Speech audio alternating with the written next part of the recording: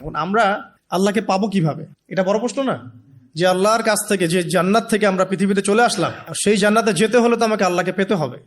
আল্লাহকে পেতে হলে আমার কি কি করণীয়, খুব শর্ট করে আমি কয়েকটা পয়েন্টস আপনাদেরকে শেয়ার করছি। 1 নাম্বার, আল্লাহকে পেতে হলে অবশ্যই তার নবী মুহাম্মদ সাল্লাল্লাহু আলাইহি ওয়াসাল্লামকে অনুসরণ করতে। এছাড়া আল্লাহকে পাওয়ার দ্বিতীয় কোনো পথ নেই। আল্লাহকে পেতে হলে অবশ্যই তার নবী মুহাম্মদ সাল্লাল্লাহু আলাইহি ওয়াসাল্লামের আদর্শগুলো জীবনের প্রতিটা ক্ষেত্রে বাস্তবায়ন করতে হবে।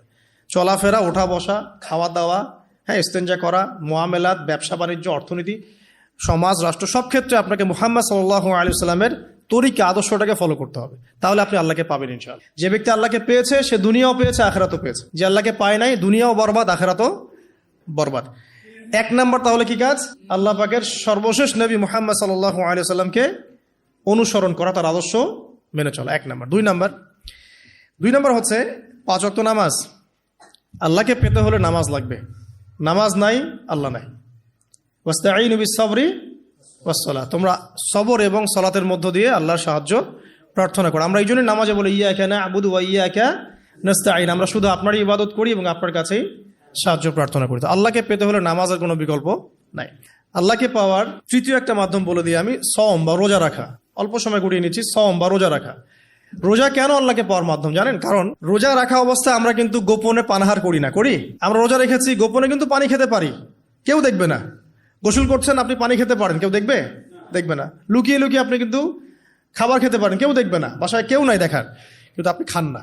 আপনি সবর করেন, সহ্য করেন, একদম সূর্যাস্তের সময় গিয়ে আপনি ইফতার করেন। এই যে কাজটা আপনি কেন করেন? কারণ আপনি ফিল করেন যে আল্লাহ আপনাকে দেখছেন।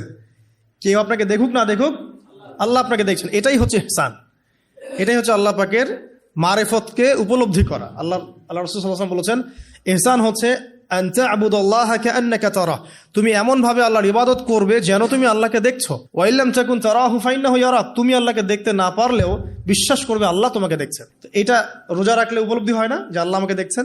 এটা হচ্ছে আল্লাহকে পাওয়ার মাধ্যম। এই জন্য রমাজানের রোজা অবশ্যই রাখবো ইনশাআল্লাহ। পাশাপাশি এই যে সোমবার, বৃহস্পতিবার বা এই যে মাসের 3 দিন আইয়ামে বীজের সওম আছে, 13, 14, 15, আরাফার সওম, আশুরার সওম বা নফল সওম, এগুলো রাখার অভ্যাস করলে আল্লাহকে পাওয়া যাবে ইনশাআল্লাহ তাআলা। আল্লাহ পাক আমাদেরকে বেশি বেশি সওম রাখার তৌফিক দান করুন।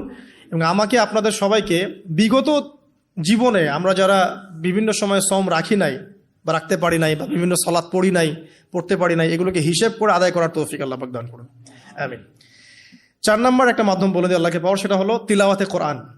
কোরআন তেলাওয়াত যে যত